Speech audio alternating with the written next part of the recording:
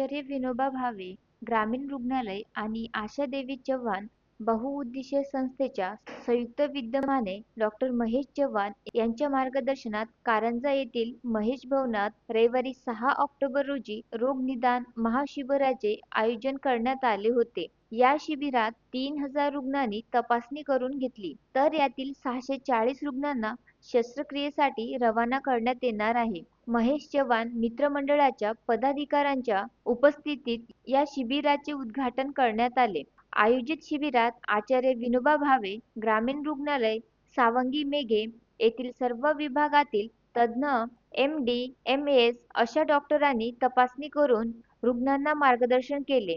या शिबिरात रक्तदाब, एंजिओप्लास्टी, ब्लड शुगर तसेच बरेच दिवसांचा ताप, हृदयरोग, अशक्तपणा, वारंवार चक्कर येणे, अंगावरील गाठी, स्तनातील गाठी, आतड्यांचे आजार, पोटाचे आजार, बरेच दिवसापासून बरी न होणारी जखम, लघवी, गुदद्वारातून रक्त जाणे, पोटात वारंवार दुखणे, मासिक पाळीचे आजार, पांढरे पाणी जाणे, योनी मार्गामधून रक्तस्राव होणे, घशात गिळताना त्रास, तोंडात वारंवार होणारी जखम, पूर्णपणे तोंड न उघडणे, मुखदुर्गंधी, डोळ्याची सर्व आजार, मोतियाबिंदू शस्त्रक्रिया, तिरळेपणा, संधिवात, मणक्यात असणारी गाठ, वाकलेले पाय, फ्रॅक्चर तसेच हाडांचे सर्व आजार, खाज, गजकरण, अंगावरील पांढरे डाग, त्वचेचे विविध आजार, हृदयाला छिद्र असणे, मतिमंद मुलांच्या विकासासंबंधी आजार तसेच कुपोषण, लहान मुलांचे सर्व आजार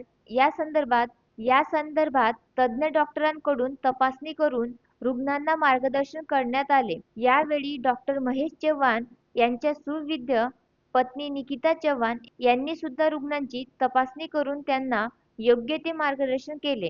Javed Khan, the sting operation news, Karanja Lad. The sting operation news, सत्याचे दुसरे नाव, अन्यायावर लेखणीचा घाव.